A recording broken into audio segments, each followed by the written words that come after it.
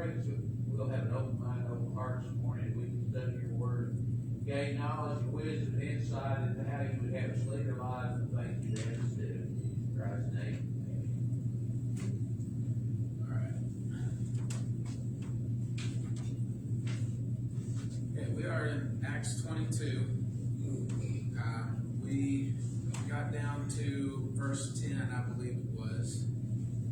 We read through Paul's account of his conversion, which we went back and compared last week in Acts chapter 9, and saw the differences and similarities in those. We noticed that there's a little bit of difference in the wording, but I think if we go back to the Greek, we understand where that mix-up is. And really, there's not much of a mix-up at all, if we understand the Greek a little bit there. So we're going to pick up in verse 11. That was right. Was it 11, or did we get further? I think, no, we got down to... That's what I was about to say. So we're starting at 17. Sorry about that. Because we didn't get to where he was told to be baptized. So we're ready to start at 17. So, Chris, if you would get 17 to 21 for us, please.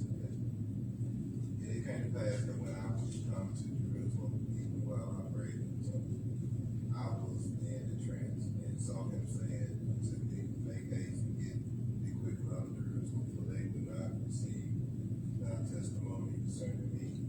And I said, Lord, thou knowest that I imprison and meet in every synagogue them that believe of thee. And when the blood of thy matrix Stephen was shed, I also was standing by and consented unto his death and kept the reign of them that slew him. And he said unto me, Depart, for I will send thee far hence into the Gentiles. So I think one thing that might be left out here is Paul's journey that he took before he went to Jerusalem. But the important part is that he's speaking to the Jews right now. And so that's what he's talking about, is when he got back to Jerusalem, because he's being persecuted again by the Jews. And he's being arrested by the Jews. And so that's where he's picking up, is his trip back to Jerusalem when he got back from being trained by Jesus. I had the impression that when Stephen was stoned, that he was persecuting Christians. Right, yeah, and he goes back and talks about Stephen here.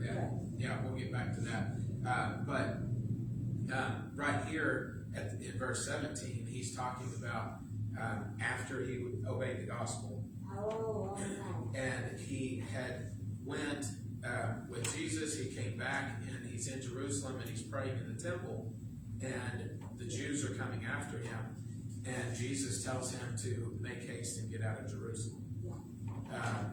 And the reason is because he had been persecuting Christians, and because he had slain Stephen, or was consenting to Stephen's death. and it wasn't time for him to die.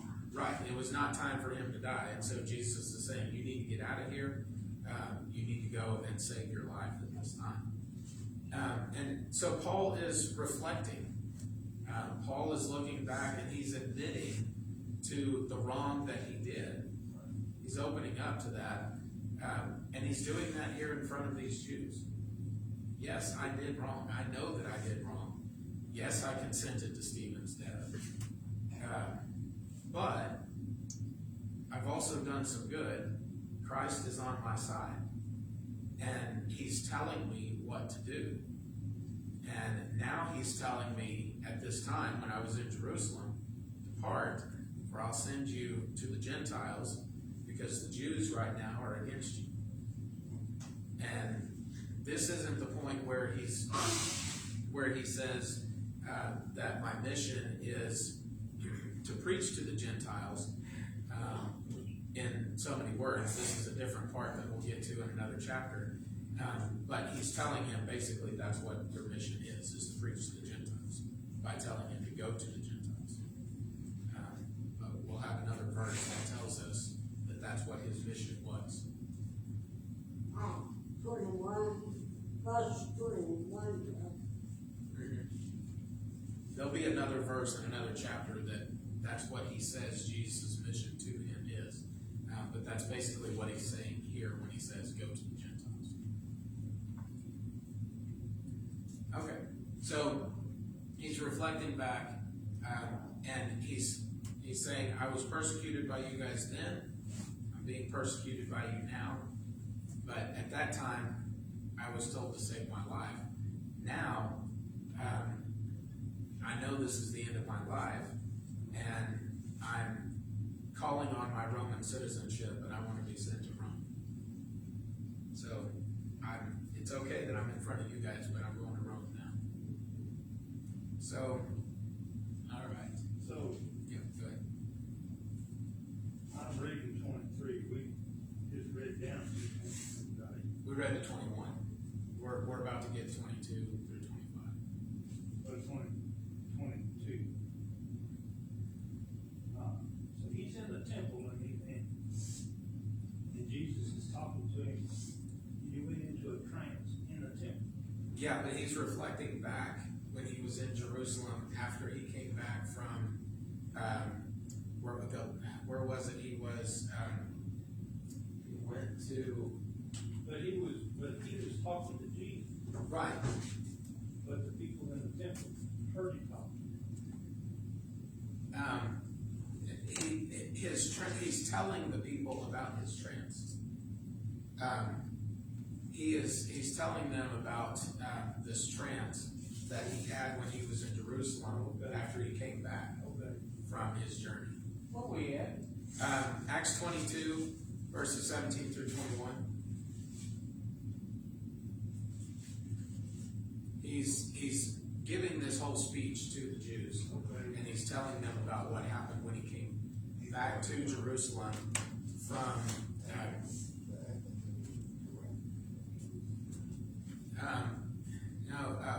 I'm trying to think of where it was in the desert that he had went to when he was trained by Jesus.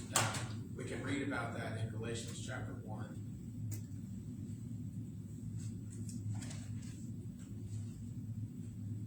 Because he had, what was it he departed to? I always seem to forget where it was he went. Damascus. He had left Arabia. He went into Arabia. Okay, well, there's, Verse 17 of Galatians chapter 1. okay, you got also, what is that bit you see in Acts 9, 27? 23 through 27.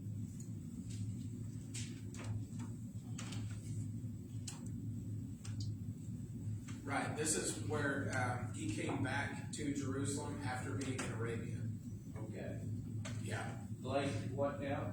Galatians 1 and verse 17. Okay.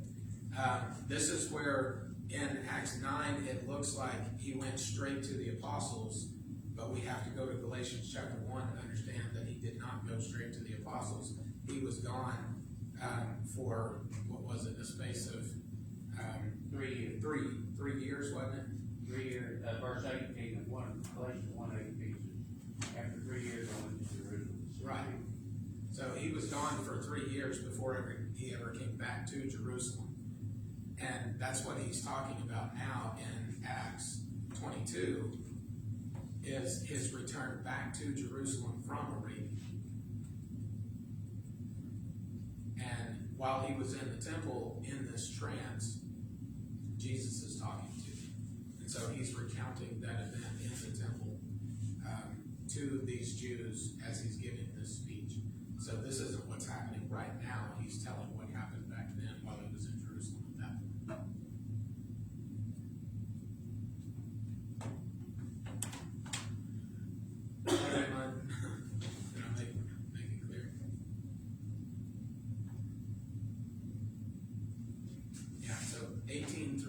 21, he's talking about when he came back from Arabia.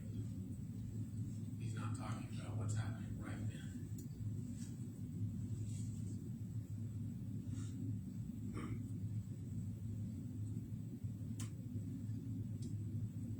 Would you agree with that, Earl? Acts 22? Acts 22, 18 through 21. In his speech, he's talking about what happened coming back from Arabia and not what's currently going on at that point in time. I'll agree with you. Well, that doesn't help. Okay.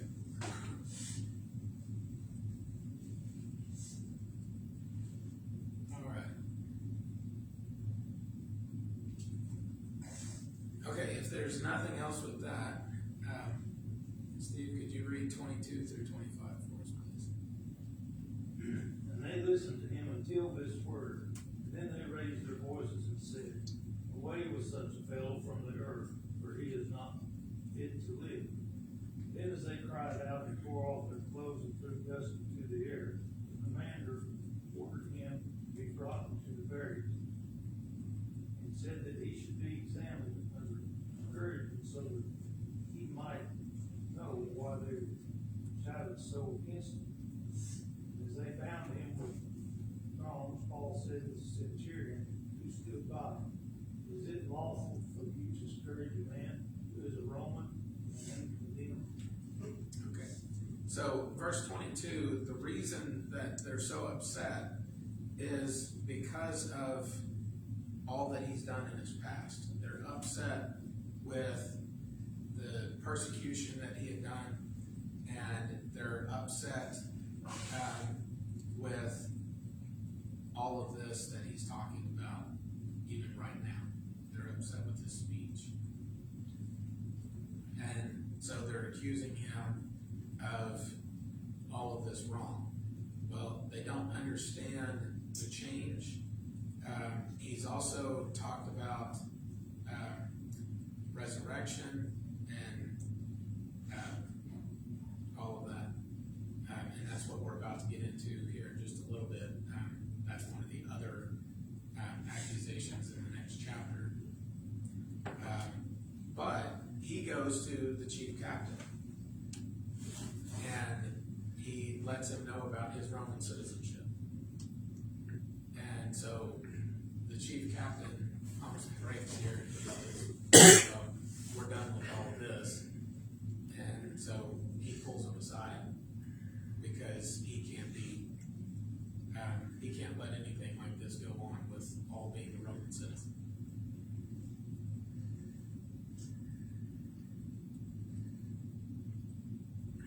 All right. So now we're going to see what the chief captain does. Charlie, could you get 26 through 30 for us, please? When the centurion heard that, he went and told the chief captain, saying, "Take heed what thou doest, for this man is a Roman." Then the chief captain came and said unto him, "Tell me, art thou a Roman?" He said, "Yea."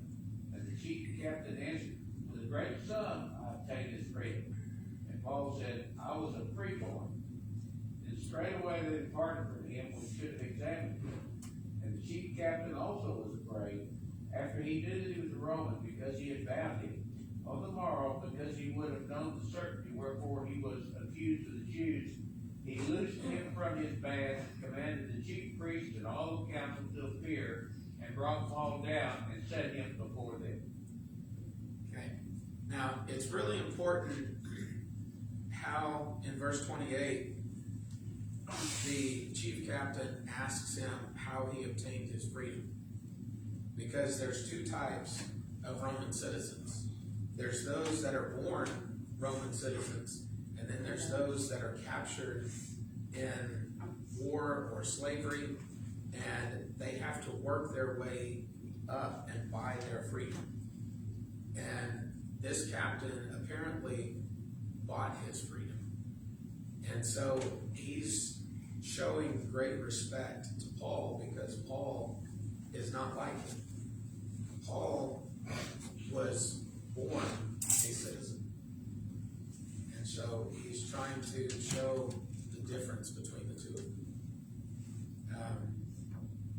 And so even slaves that bought their freedom were still given a lot of respect because they had to work their way up to get that citizenship. Citizenship was something that was seen as very, very, very important in Rome. So it didn't matter how you got it, you were considered important if you were a citizen, but there was a big distinction between how you got your citizenship. So he's making that distinction here. So he takes the binding off of Paul, and Paul is going to appear before the council in the next chapter. And it's the council of the Jews. Anything else with that?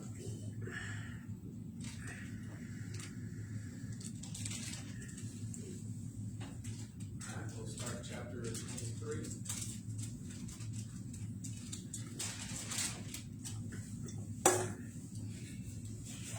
Earl, could you get verses 1 through 5 for us, please?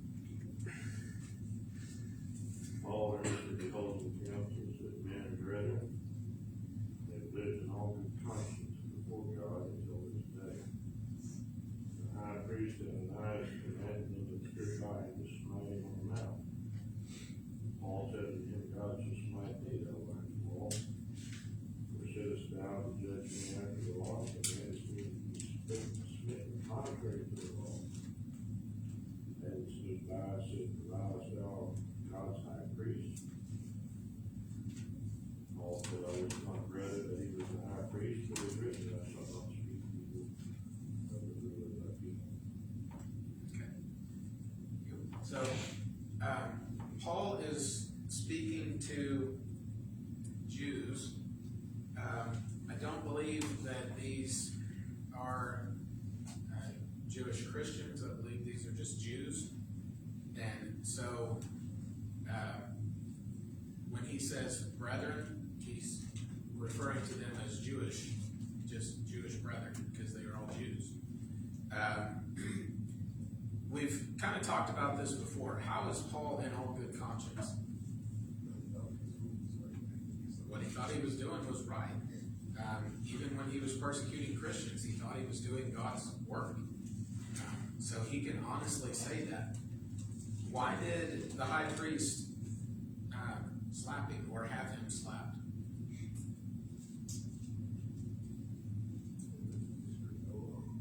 Do what? Yeah, he thought he was speaking against the law. He thought that he was doing something wrong by saying he was in good conscience. You know, he was persecuting. He had turned his back on the Jews, and so he didn't feel like he should have made that comment. And so he had him smited. But Paul makes his comment in verse 3 a lot like Jesus made his comment when he said whited sepulchres. He's basically calling him a hypocrite here when he says whited wall.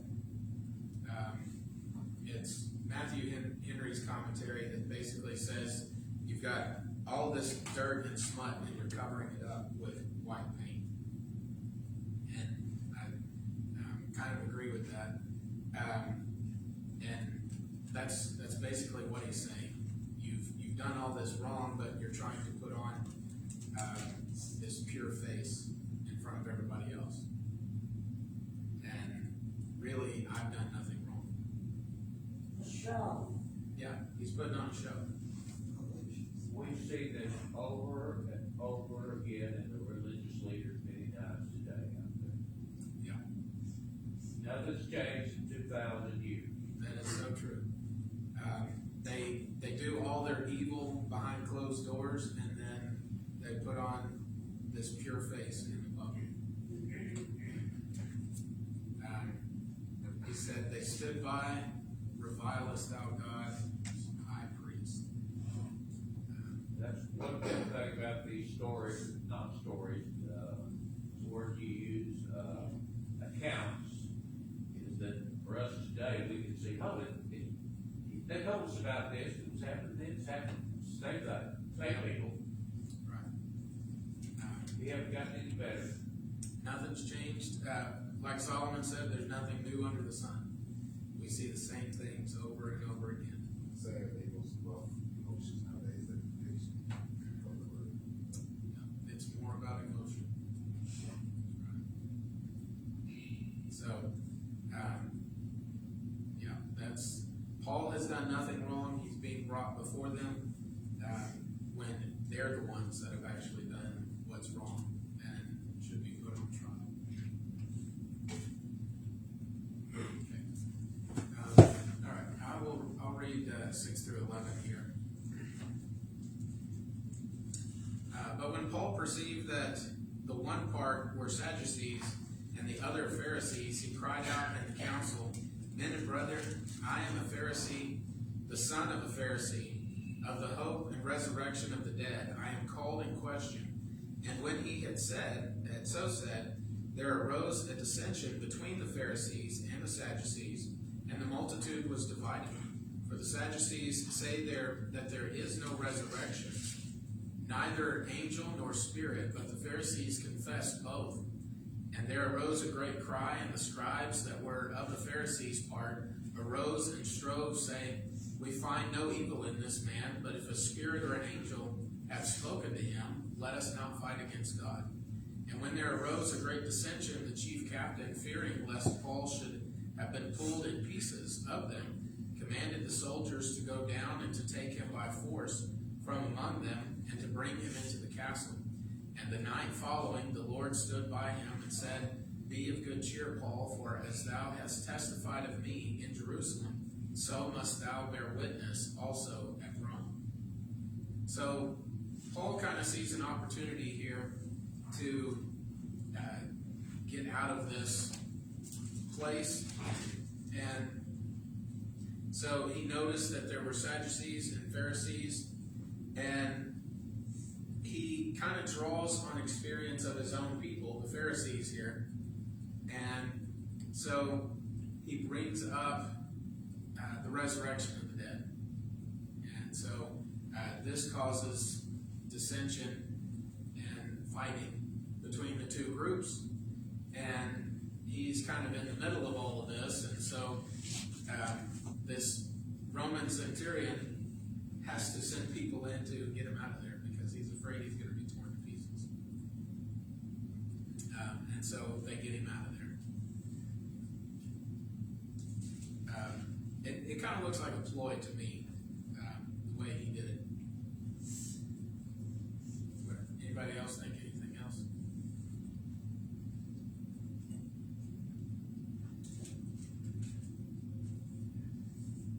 Okay. But Jesus does tell him that he's going to be able to be okay, and he's going to be able to speak the truth and do what he needs to in Rome because of all this, which is what was the plan in the first place, to be able to go to Rome.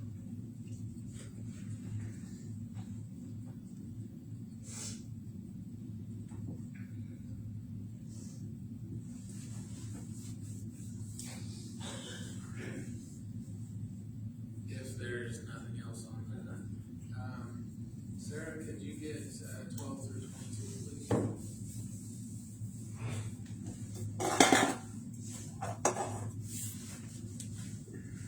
And when it was day, certain of the Jews banded together and bound themselves under a curse, saying they would neither eat nor drink till they had killed Paul. And they were more than 40 which had made this conspiracy. And they came to the chief priests and elders and said, We have bound ourselves under a great curse, and we will eat nothing until we have slain Paul. Now therefore, ye with the council signify to the chief captain that he bring him down unto you tomorrow, though ye would inquire something more perfectly concerning him. And we, or ever he come near, are ready to kill him. And when Paul's sister's son heard of their lying in wait, he went and entered into the castle and told Paul. And Paul called one of the centurions unto him and said, Bring this young man unto the chief captain, for he hath a certain thing to tell him. So he took him and brought him to the chief captain, and said, Paul the prisoner called me unto him and prayed me to bring this young man unto thee, who hath something to say unto thee. Then the chief captain took him by the hand and went with him aside privately and asked him, What is it that thou hast to tell me? And he said, The Jews have agreed to desire thee, that thou would bring us down Paul tomorrow into the council, as though they would inquire something of him more perfectly. But do not thou yield unto them, for there lie in wait for him of them more than 40 men, which have bound themselves with an oath, and they will neither eat nor drink till they have killed him. And now they are ready, looking for a promise from thee. So the chief captain then let the young man depart, and charged him, See thou tell no man thou hast showed these things to me. You want me to read this last? No, not yet. So, here we have these men that have taken this oath, and they're not gonna eat or drink until they've killed Paul. So, there's gonna be some skinny people here because, they're not, Paul's not gonna die for a little while here. And I don't think it's gonna be by their hand because it's gonna be later on when he gets to Rome. Either that or they're not gonna stick to their oath.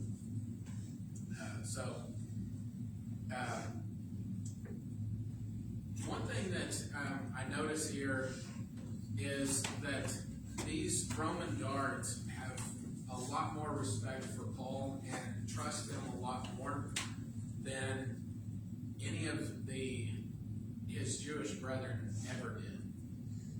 And they take his word and listen to him way more than any of the Jews ever listened. And they didn't know him. They heard about him.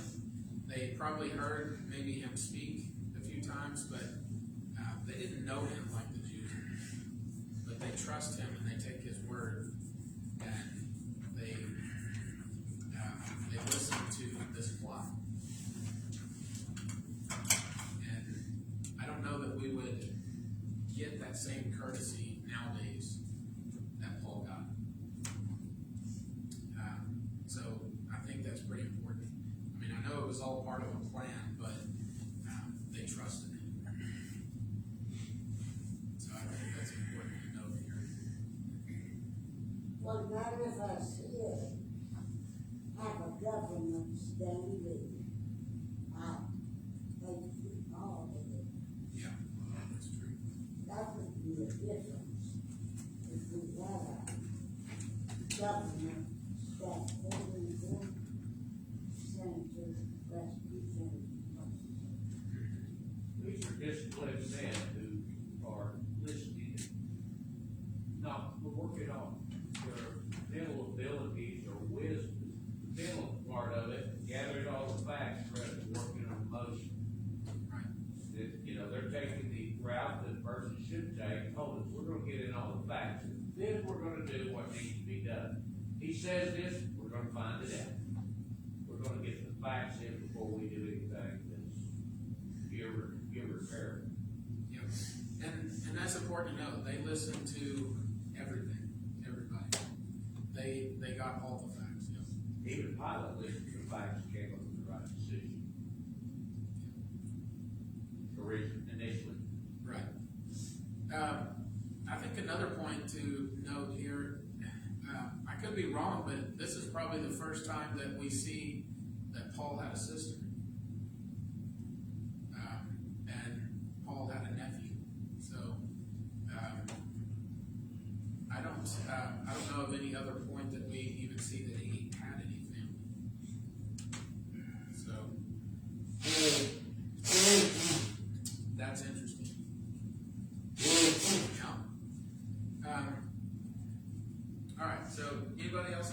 else on this?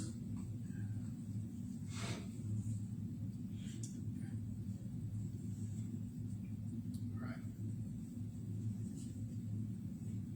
Okay, I think we're back around to Chris, and we ended on 22. So Chris, could you get 23 through 30? And he called them to him to Centurion, saying, make ready 200 soldiers to go to Caesarea, and horsemen, 310 spearmen, 200 in the third hour of the night, and provide them peace that they set Paul on and bring him safe unto Felix the governor. He wrote the letter after this manner, following the success to the most excellent governor, completed Senate greeting. Through 30. This man was taken of the Jews and should have been killed with them, then came out with the army and rescued him, having understood that he was a Roman. And when I would have known the cause wherefore they accused him, I brought him to their council. For I received the accused of their law, but have nothing laid to his charge, record of or was. And when it was told me how that Jews lay waiting for the man, I sent straightway to thee and gave commandment to his accusers. Also to say them before thee, what thou hast against him, farewell. Thank you. So here we have the centurion again, taking up several troops. We have 200 soldiers, in one place, 300, let's see, 3 so 60 horsemen, 200 spearmen, lots of troops here to protect Paul. It says beasts. I would assume these are horses, but it doesn't really specify here, but it's going to be quick animals to take him safely to Felix. I like that this letter specifies a name.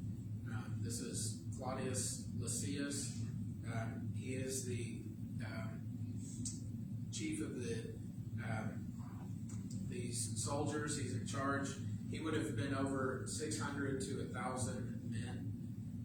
That's why he can command all of these troops to come together and take them to Felix.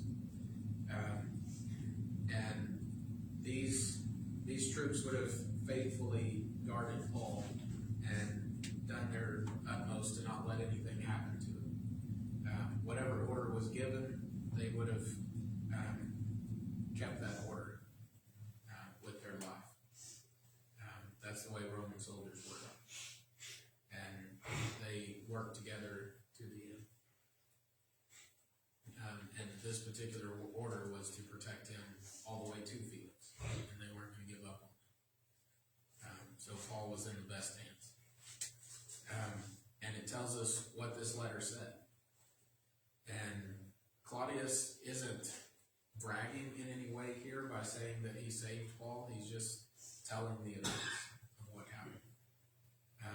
He's saying that the Jews would have killed him if he hadn't stepped in. And that's exactly what would have happened.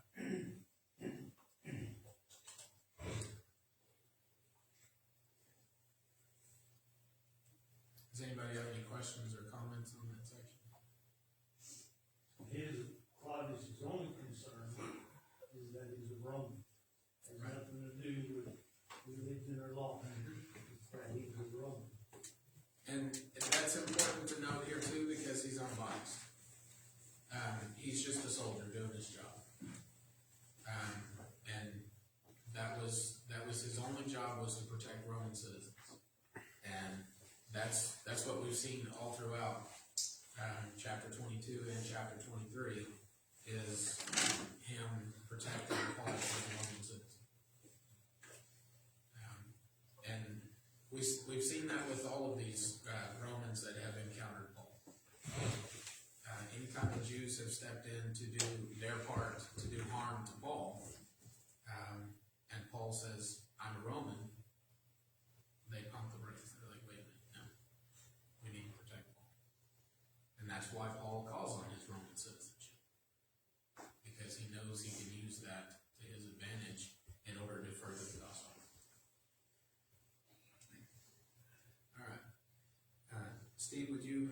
finish this out for us, 31 through 35. Then the soldiers, as they were commanded, took Paul and brought him by night to Antipatris. The next day they left the horsemen to go with him and returned to the barracks. When they came to Caesarea, they had delivered a letter to the governor. They also presented Paul to him.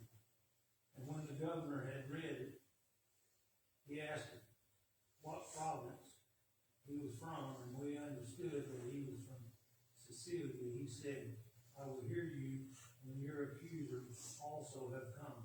And he commanded him to be kept in the Paris Praetorium.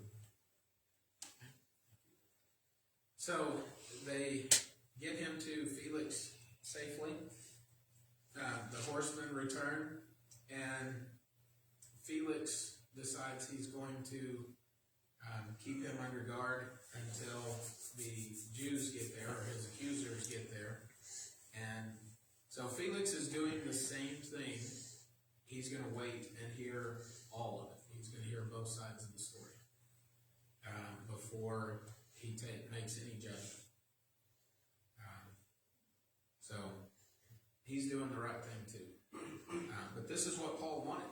Paul wanted this whole thing to get him to Rome, and this is what it takes.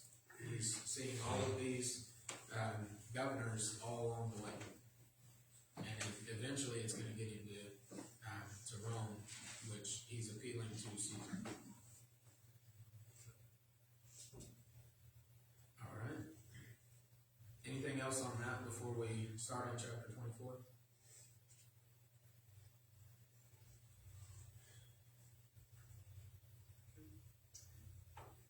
We've got just a little bit of time left, so we will start 24. I'll go ahead and read the first 9 verses of 24. That's right down here. And after 5 days, Ananias the high priest descended with the elders and with a certain orator named Tertullus, who informed the governor against Paul. And when he was called forth, Tertullus began to accuse him, saying, seeing that by thee we enjoy great quietness, and that very worthy deeds are done unto this nation by thy providence, we accept it always and in all places, most noble Felix, with all thankfulness. Notwithstanding that I be not further tedious unto thee, I pray thee that thou wouldest hear us of thy clemency, a few words. For we have found this man a pestilence fellow, and a mover of sedition among all the Jews throughout the world, and a ringleader of the sect of the Nazarenes, who also hath gone about to profane the temple, whom we took and would have judged according to our law. But the chief captain Lysias came upon us, and with great violence took him away out of our hands, commanding his accusers to come unto thee, by examining of whom thyself mayest take knowledge of all these things whereof we accuse him. And the Jews also assented, saying that these things were so. Assented, saying that all these things were so. So the Jews get to speak first, and they bring a mouthpiece, so to speak. They bring themselves a great orator, a great speaker, in order to speak for them. And they basically tell a bunch of lies about Paul, which is okay because Paul's going to get to speak. We can talk about that one next week. But they say that Paul's a ringleader, accuse him of stirring up trouble, and they even bring accusations against the chief captain, saying that he brought in violence to take out Paul, which was not true at all, and commanded that the accusers present themselves before Felix. Well, that'd be the right thing to do. If you have an accusation, bring it before before, bring it before the governor, or else to be signed. So they did the right thing. But the accusers have brought nothing but lies. At least in their fancy words. That's what it is. All right, anybody else have anything else on those first 9 verses? And then we'll get to hear Paul's speech next week. Paul will get to defend himself. That, orator, I think that could be also probably lawyer. Probably, yeah. Probably. That to tell you, I've read that was probably a Greek name. So they probably brought somebody who's very smooth in their language, yeah. Basically a lawyer, it's like a lawyer today, you go get you a hit. Yeah. Someone who's good at telling lies. For whatever their purpose was, and we've got who they, thought was advantage of that, even first, might not even been accused. Yeah, didn't have to be, just somebody who could speak for them. Yeah, you want somebody who's very skilled in the Roman logic and language and all that stuff. Good point. All right, we will call it there, and we'll begin with verse 10 of chapter 20.